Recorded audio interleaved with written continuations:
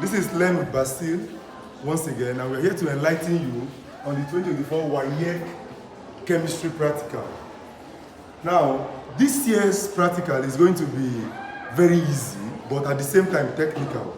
So if you're a student, you have to be extremely careful, and if you're a teacher, you can also watch this video so that you get enlightenment on how to get your endpoint properly. Okay, so for the number one question, which is always volumetric analysis, we'll be working with what we call redox titration. Redox titration. This titration, for this year, we're giving our A to be a sample of KMnO4. KMnO4, which is a strong oxidizing agent. Then our B is a sample of FeSO4. Mind you, it is not hydrated. It is anhydrous, that means dry. Okay, the color of KMnO4 is purple, naturally, and the color of FeSO4 is greenish. You will see the salt looking greenish. Then if it is hydrated, that means you want to put your result in jeopardy. It should be anhydrous from the information given on the white paper. I'm sure most schools have gotten that. So let us continue. Okay, now these two titration, one of them is going to be an oxidizing agent, which is KMnO4, and FeSO4 will be a reducing agent. Now, I'm going to try this. Mind you, we will not need an indicator because this is not an acid and base titration. We don't need an indicator. I will tell you why at the end of the day. Now, this is purple and this is greenish. You can see something like this. This is the purple color of KMnO4, and this is the greenish kind of color of FeSO4. Okay? Now, when you titrate this will be in the burettes, and this will be in the pipette. Okay? Now, we are doing this because it is even healthier to take iron salt, because your red blood cell actually need iron to develop properly, than you taking KMnO4. If you take KMnO4 by mistake, you are at risk. So people that are setting these questions are professionals. So we know that KMnO4 should be in the burette and FeSO4 should be in the pipette. Okay? Now, after titrating it gradually into your FeSO4, it will turn to a certain color to show our endpoint. As you are adding your KMnO4 to FeSO4, it will be decolorizing. Yes, that's one of the effects of KMnO4 with a good reducing agent. It will be decolorizing, and at some point, it will change to pale pink. Pale pink. Okay? First of all, if you use hydrated, you will not enjoy this sharp pale pink that it will give you. And another reason is it must be acidified. That's why you see our formula being this Fe2+, that's from FeSO4, then MnO4- from KMnO4. Then remember that when you're doing redox, you were taught that you put 8H+ to give us Fe3+ plus Mn2+ plus 4H2O.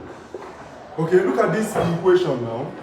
If I balance it now, I'm going to get 5 here, 5 here, okay?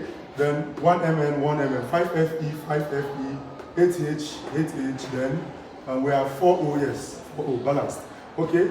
Now that means ratio of my B to my A is 5:1. Take note. Okay? Now, after doing this, that means before I carry my titration, I want to add little amount of H2SO4. For the teacher, you prepare 2 molar H2SO4. And just add about 5 cm cube of it, or 5 ml, whatever you choose to call it, into your FeSO4 before you start your titration. Let's quickly do that.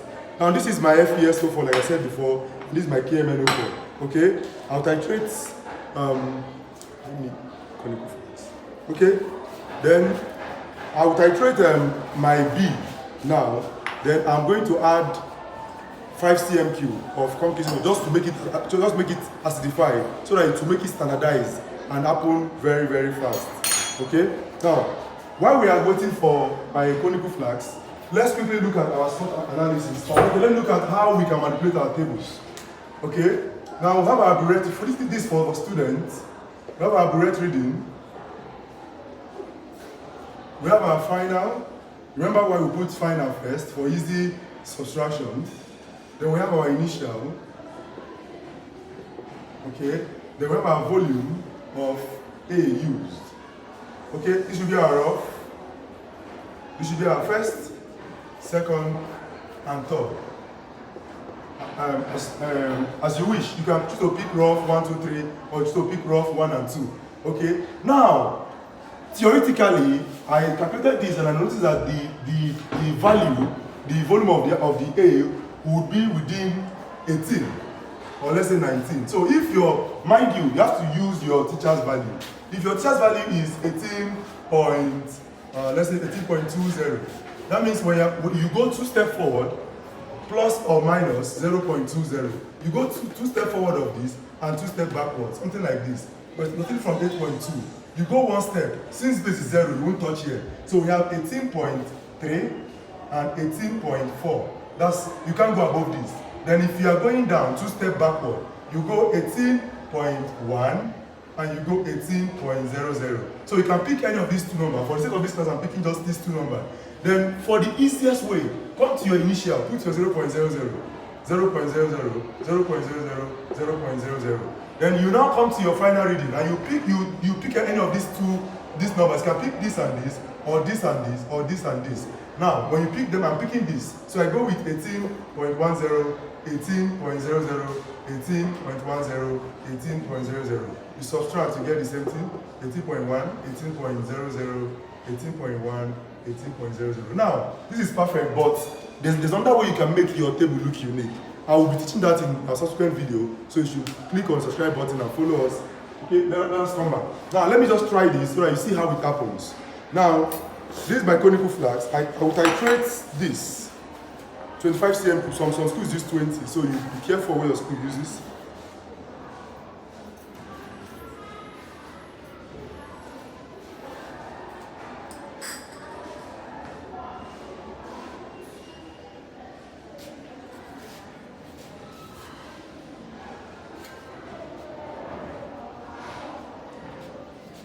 Okay, there's a line here that will show you that you should stop. Then you put it into the conical flag directly to the bottom of the conical flag so that it won't reduce the volume or the concentration. Okay. Now after adding that, since we don't need indicator, but we need to make it acidified. Now what you're seeing here, every acid gives off H+, so we need to make it acidified. So we add our H2SO4. Then we begin. Now watch what will happen. Can you see? As I'm adding my KMNO4, the color is disappearing, showing that it is being decolorized. One person is oxidizing and one person is reducing. This guy is reducing, this one is what? Oxidizing. So these are oxidizing agents and these are reducing agents. So we keep adding until we get a consistent pale pink. Can you see? It's disappearing gradually. Okay. I keep adding until I get a consistent pale pink color. I hope we are all following. I believe everybody here is following me. Okay. Good. This is the consistent pale pink color, showing that our KMNO4 has been reduced. Our FeSO4 has been what? Oxidized. Okay, that's that aside. Let's now come back to calculations that might come up from there. You follow our next video so that you see. I will draft out 2 or 3 questions that would indicate the kind of questions that might likely come out. But before I move into some analysis, there might ask you questions in number 3. Questions like, why is indicator not needed in this titration? Your answer should be because KMNO4 is self-indicating. It has a natural color, which is purple. When that color changes, you don't even need an angel to tell you that it has gotten to our end point. So if they ask you such question like, why is KMNO4 why don't this titration don't need indicator? Your answer should be because KMNO4 is self-indicating because it is colorful. Okay. Now, then how to take your reading? Very, very important. Now, because this thing is colored, and you cannot see this line when it's colored. So the best way to take your reading is to take the higher meniscus. You don't take lower meniscus because you can't see the lower meniscus. You can't see the number at the lower meniscus properly. So the best way to take your reading is at the higher meniscus. It's only for colored titration that this is an exception. But if it's for your normal colorless acid and base, you take your lower meniscus. But for the sake of this titration, you take your meniscus at the upper meniscus, not the lower meniscus. Okay, some people will say use white paper to attract light, but most of the time it doesn't work for places that they don't have enough ventilation. So let us go with you taking your reading at your higher meniscus. I hope we're understanding that, right? Okay, now let's move to the second question, which involves SWOT analysis. Follow me as we go on. Please make sure you subscribe and hit the like button. Okay, now for number 2. We have 2 salts. They say mixture. They say CN is a mixture of PB open bracket NO3 close bracket, that is lead-2 nitrate, or you call it lead-2 transonitrate 5, and Na2CO3. From the question, they said 1 spatula full of this and 1 spatula full of this. That means 1:1 ratio between these 2 of them. Now look at this. In your school, and now you must have been taught that every transonitrate is soluble. Every transonitrate is soluble. So this is a soluble salt, and this is a soluble salt. It's unusual because normally what they give us is 1 soluble and 1 insoluble, where you have to filter. But in this case, what goes on here is called double decomposition. Double decomposition. Or you call it precipitation reaction. Okay? Now, let's do that quickly. PB, open bracket, NO3, close bracket 2, and our Na2CO3. Now, when you have 2 soluble salts, this is soluble and this is soluble. The 2 salts will ionize concurrently. Now we call it double. It happens at the same time, double decomposition. They will ionize to give us, now PB will ionize, this will ionize, will now give us PbCO3 plus NaNO3.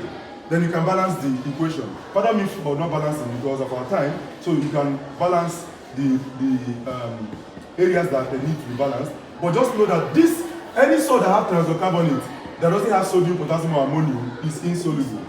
So this is my insoluble salt, and this is my what? Soluble. Then when you add, so in the question, I can bring out something like this: add water to the mixture of salt. When you add water, it now decomposes to give us 1 insoluble and 1 soluble. Then they ask you to filter. They ask you to shake thoroughly and filter. When you filter, we have 2 different solutions, not what we started with. When you filter, we have something like this.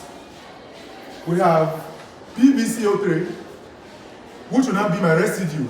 I hope you know why it's my residue now, because it is what? Insoluble. And NaNO3 would now be my filtrates, because it is soluble.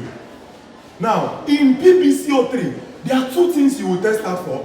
You test for Pb2 plus and test for CO3 2 minus. Then in NaNO3, you test for 2 things. Test for Na plus and NO3 minus. You can't test this because in your curriculum, we don't test for very reactive metals. So this is out of the equation. So the only thing we are testing for in this filtrate is NO3 minus.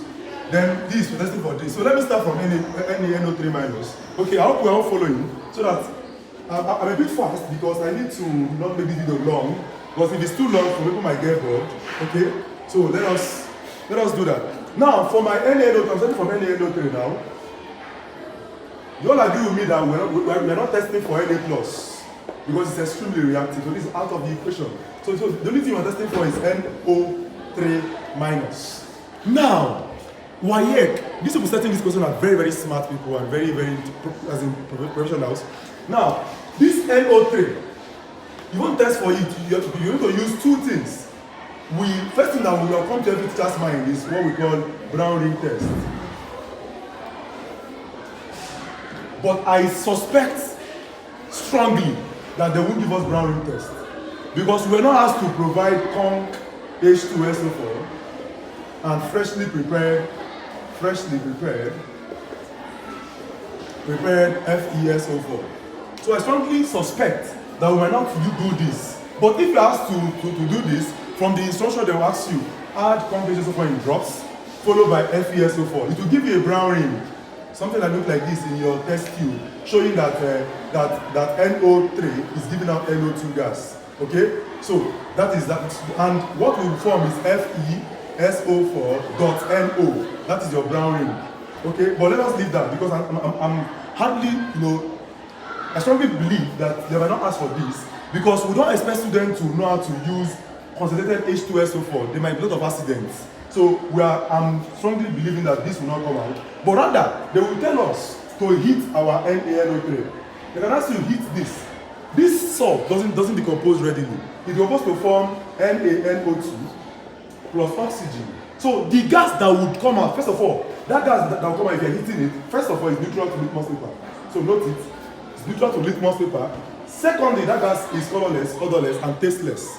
Then thirdly, that gas rekindles let's say burning splints, yes, burning splints, okay? So these are the major properties of this guy.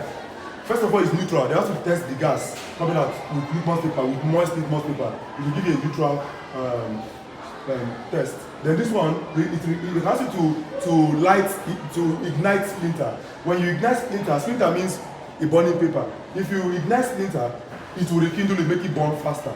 So that is property of this. So you can see that we are done with our NO3. Now let us look at our residue now. Okay? So let us prepare ourselves for brown ring test, but definitely, I'm 90% sure that it might not come out. Nobody wants to risk our students' life. Most of our students are very, very careless, and anything can happen in the hall. So we can't expose them to conk acid. Okay? So let's now pick our residue now. PbCO3. Like we said before, we are testing for two things: Pb2 plus and CO3 2 minus. Okay? Now let's start from CO3 2 minus because it's very easy. When you add acid to anything that has CO3 2 minus, your observation should be. Now, if you add, let's say I have PbCO3 and I add HCl, okay, it's going to give me PbCl2 plus H2O plus CO2. So if you add HCl, there will be an effervescence, but the salt will not dissolve because PbCl2 is insoluble. So I suspect that you might not use HCl because their major aim is to dissolve that precipitate and make it soluble. So if you are using, they ask you to add HCl, that means it's going to be insoluble precipitate form, effervescence occurred, giving off colorless gas, which turns lime water milky, or which turns blue red or claret. Okay. So, but if you are using PbCO3, if they ask you to add HNO3, you are safe. Okay, let me do H2SO4 first. If they ask you to add H2SO4, we are not still safe because it's going to give us an insoluble salt, which is PbSO4 plus H2O plus CO2. So there's still problem. So I'm likely suspecting that for us to test for CO3 2 minus, they would ask us to add HNO3 instead of these two acids. So if you add this, it's going to give us a soluble salt. That means this precipitate will dissolve. Will now give us Pb open bracket NO3 close bracket to what we started with initially from the beginning. So plus H2O plus CO2. Okay? So when you add this now, what should be your observation? The observation with this, the precipitate dissolves, the effervescence occurred, giving us colorless odorless gas, which turns lime water milky. That's that. So we are done with this. You can see how easy these things are. So it's not we're not left with Pb2 plus. Okay? Okay? Now Pb2 plus is tested with two things: aqueous NaOH and aqueous ammonia. Now if you add ammonia to any salt that contains Pb, it gives you a white chalky precipitate. Now when you see white chalky precipitate, normally we're supposed to suspect Al 3 plus, Zn 2 plus, Pb 2 plus. But aluminium is not white chalky, it's white gelatinous. So we're not likely to suspect this guy because it's going to give us white chalky precipitate. Therefore, we suspect two things. So in your observation, right, white chalky precipitate, when you add in drops, then you say Ca 2 plus, Pb 2 plus suspected. Then when you add in excess, if you add in excess, if it dissolves, that means lead is present. If it's soluble, you now say Pb 2 plus confirmed. Okay?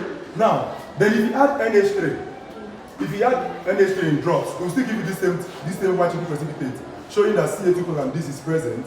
Then if you add it in excess, in drops, it will give you white chocolate precipitate. In excess, it becomes insoluble. So if it's insoluble, we're expecting lead.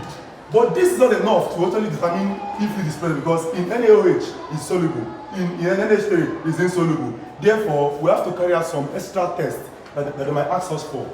First of those tests is that they can ask you to add K2CrO2O7. When you add it and it turns yellow, that means lead is confirmed.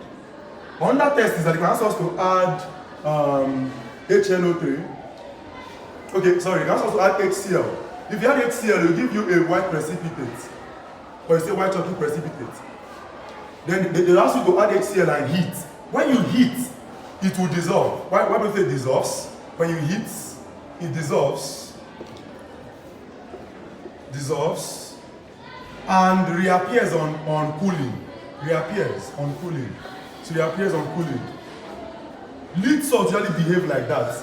That if you heat it up, the ability to dissolve. Then when you allow it to cool, it will reappear. So we can further confirm that it's lead either by adding K2CrO2O7, which is in the list that was given to us, to give us yellow, or we add HCl, which will give us a PbCl2 precipitate. No, this thing is insoluble. I've talked about this before. So it's insoluble, therefore it won't dissolve. But when you heat, it will now dissolve, and when you cool again, it will do what? Reappears. Showing that our lead 2 plus is perfectly confirmed. Okay? So this is a summary of everything that will happen on your exam hall that day. So other questions that might come up in our number 3, which is no man's land, is something like they can ask you KMNO4 so they can ask you SO2 is passed into a solution of KMNO4. What will be your observation? What should your observation should be? It decolonizes KMNO4. Then they can also ask you SO2 or H2S is passed into K2CrO2 solution. It turns it it turns this K2CrO2O7 from its orange color to green. Okay, something like this can come up in your number 3. So, but I can't tell what number 3 should be, but go and practice all the necessary skills of chemistry. Something like separation techniques, how to react, oxidation agent and the reducing agent, and so on and so forth. Thank you very much. Thank you for learning with us. Make sure you subscribe and like.